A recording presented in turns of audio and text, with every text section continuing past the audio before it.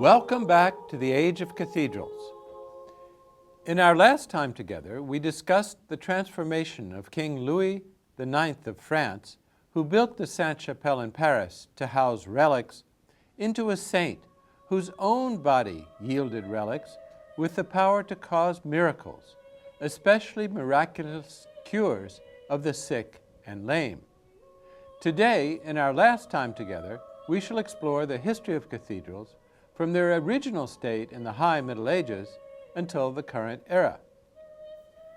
The history of Gothic cathedrals since their construction in the High Middle Ages, for the most part in the 12th and 13th centuries, is a story of destruction by men and by nature, and restoration. The great moment of human destruction occurred in the aftermath of the French Revolution of 1789 as a result of the association of the Church with the kings of the Ancien Regime. The first cathedral, Saint-Denis, was, it will be remembered, the traditional burial place of the French monarchy, and its burial vaults were ransacked in 1793. The jam statues on either side of the doors of the west facade of the cathedral were taken down, and some were sold to the highest bidder.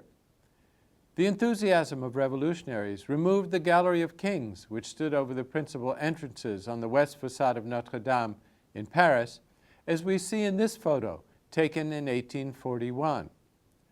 Notre-Dame was further damaged in the July Revolution of 1830, when the sacristy and archbishop's house were ransacked, as we see in this drawing by Eugene-Emmanuel Viollet-le-Duc, who may actually have participated in the event.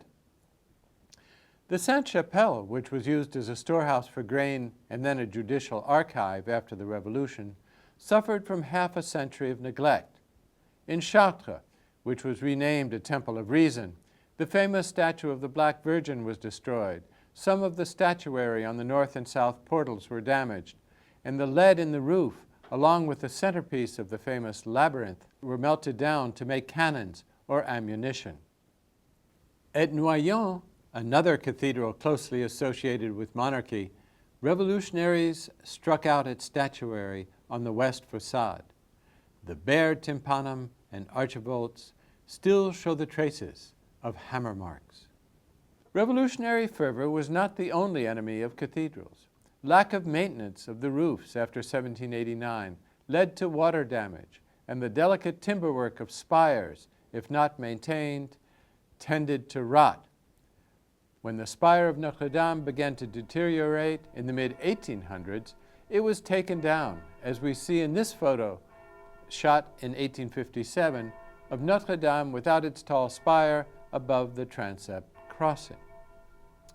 Natural disasters have further harmed cathedrals, as was the case of the northwestern tower of Saint-Denis, which was so weakened by a tornado in 1846 that it had to be disassembled, stone by stone. Just this past summer, in 2016, the mayor of the town of Saint-Denis announced the project to rebuild the North Tower using the very stones that were taken down and kept in orderly fashion 170 years ago.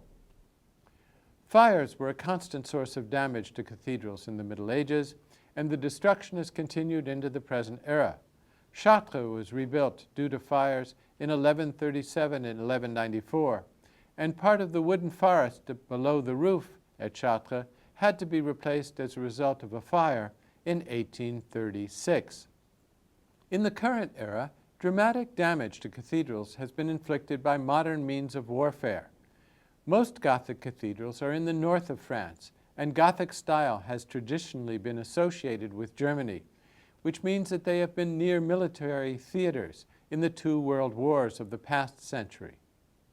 On September 19, 1914, the first of 24 German shells hit the Cathedral of Reims, which destroyed the upper vaults and ignited the roof structure. Noyon, too, was the victim of bombing in World War I, and both Reims and Noyon took some 2 decades to rebuild. Nor was the destruction confined to one side only. Cologne Cathedral was damaged in the Allied bombings of the city in 1944, though it fared rather better than either Reims or Noyon. The great period of cathedral restoration was the middle of the 19th century, and the greatest of all the restorers was a man by the name of Eugene-Emmanuel Viollet-le-Duc, who was born in 1814 and died in 1879. Without ever formally having studied architecture, but being extremely well connected via family relations to Prosper Mérimée, the author of the novella Carmen and the person in charge of maintaining public monuments in France after the Revolution of 1830, Viollet-le-Duc received at the age of 22 the commission to restore the Abbey of Sainte-Marie-Madeleine in Vezelay. Here we see Viollet-le-Duc's drawing of the abbey in its state of ruin in 1836, and in its restored state, as one can still visit it today. From his success at Vezelay, Viollet-le-Duc went on to rescue the Abbey of Saint-Denis from the failed attempt to repair it after the tornado of 1846. He restored the Basilica of Saint-Sernin in Toulouse, the island fortress of Saint-Michel, which in the 19th century was used as a prison. He restored the walled city of Carcassonne, which is still the very archetype of the medieval walled city. Interestingly, Carcassonne had an influence upon the side of the old campus buildings of Yale that faced the New Haven Green.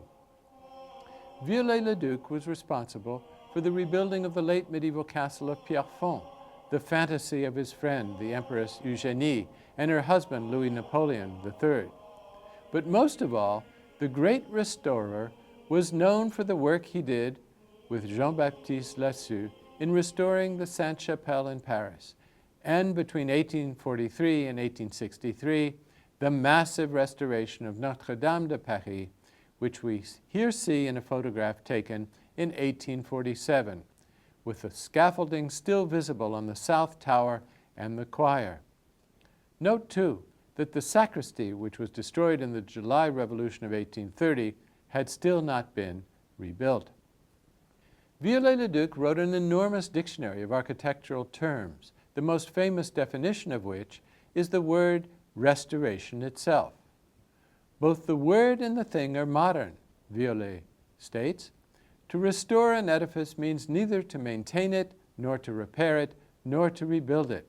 It means to reestablish it in a finished state which may in fact never have actually existed at any given time.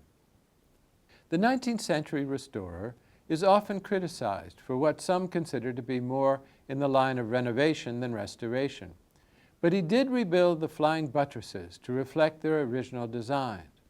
And at the same time, he returned some of the windows in the clerestory to their original design, as we see in this photograph of the transept crossing. Originally, the windows of Notre-Dame consisted of smaller lancets, below which stood a spoked ocular opening. The long lancet windows, which here we see lining the rest of the nave, were medieval renovations designed to let in more light. We are able to trace the changes made to Notre-Dame thanks to drawings that predate Violet's restoration. These include even the contents, such as this image of the choir screen that separated the clergy from the mass of worshippers before the Revolution. We know about the prehistory of Notre-Dame through eyewitness accounts to the extent to which they are reliable. We know about changes through some early photographs. We know about changes through marks in stone and holes made for scaffolding, which are deciphered by architectural historians as an archaeologist would interpret the material artifacts of a culture. And we know about what Notre-Dame looked like before its massive 19th century restoration because of a great plaster model which Viollet-le-Duc made before starting work on the actual building, and which is now in Paris's Trocadero Museum of Historical Monuments, called the City of Architecture. Viollet-le-Duc rebuilt the flying buttresses of Notre-Dame. He restored the statuary on the south portal and on the facade, as we see in this comparison of the damaged, toothless Notre-Dame and the cathedral in its present state. Using drawings made before the Revolution, Viollet-le-Duc was able to recreate much of the sculptural design of the original. Here we see, for example, all that is left of the scene of the rising of the dead in Notre-Dame's central tympanum of the west facade. And here we see the scene of bas-relief in its current restored state. Viollet-le-Duc repaired the roof and the gutter system of Notre-Dame, such that water would drain properly down the top of the upper flying buttress and from there to the ground. He rebuilt and reinstalled the spire, as we see in this 1860 drawing for the new one. He repaired stained glass and removed the neoclassical touches on the interior, that is, the marble panels which covered the original Gothic piers and pillars. Medieval cathedrals were painted on the inside, and Viollet developed a series of polychrome patterns that were part of his restoration. Viollet-le-Duc is sometimes criticized for taking certain liberties in his restorations, most particularly in some of the gargoyles that now sit atop Notre-Dame, and which tell us more about the concerns of the 19th century than about the medieval past. The modern gargoyles are a virtual bestiary in keeping with the medieval fascination with the nature of the animal kingdom. Here we see on the right a pelican, and in the middle an angry large cat, and on the left a chimera with the body of a land animal and the wings of a bird. And here on the left, an elephant next to a hungry cat, to judge by the prominence of its ribs. Some of the gargoyles that Viollet-le-Duc put in place may have even been inspired by Victor Hugo's Hunchback of Notre-Dame, as in this figure known as the pensive demon or the stridge, referring to an ancient bird of ill omen. Scholars have noted that the hooked nose and horns may refer to the physiognomy associated with Jews, and thus to participate in 19th century anti-Semitism.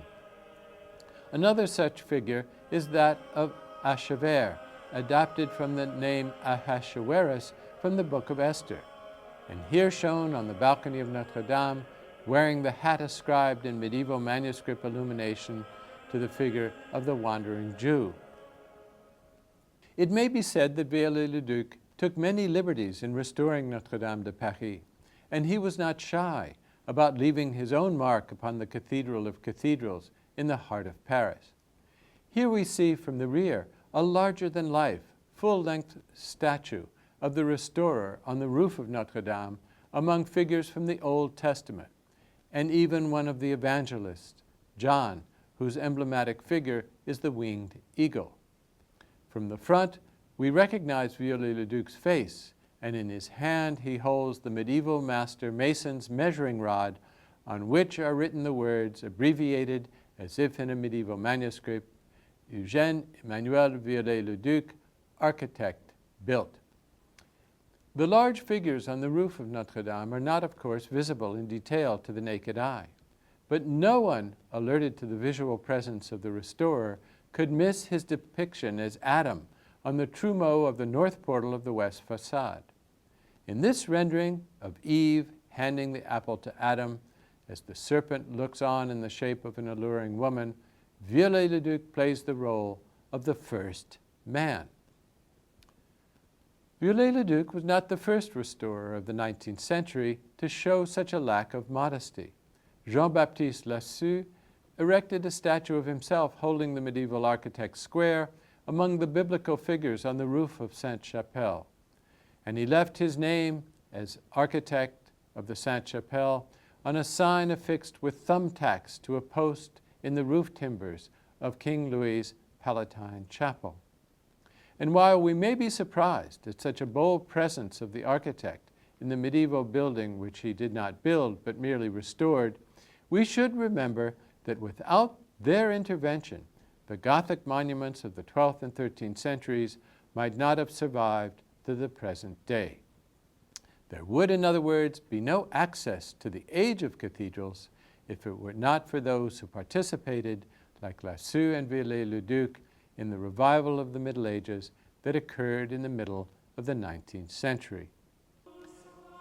The cathedrals that were first erected some 8 centuries ago have changed function over the years, from great religious shrines and testaments in stone to the profound dedication of the faithful, to great tourist destinations that attract hundreds of thousands and even millions of visitors from all over the world each year. At the same time, we have seen that Gothic cathedrals are living organisms, which, like any house or public building, require regular maintenance and at times major reconstruction. They are the survivors of a medieval world that is still recognizably our own.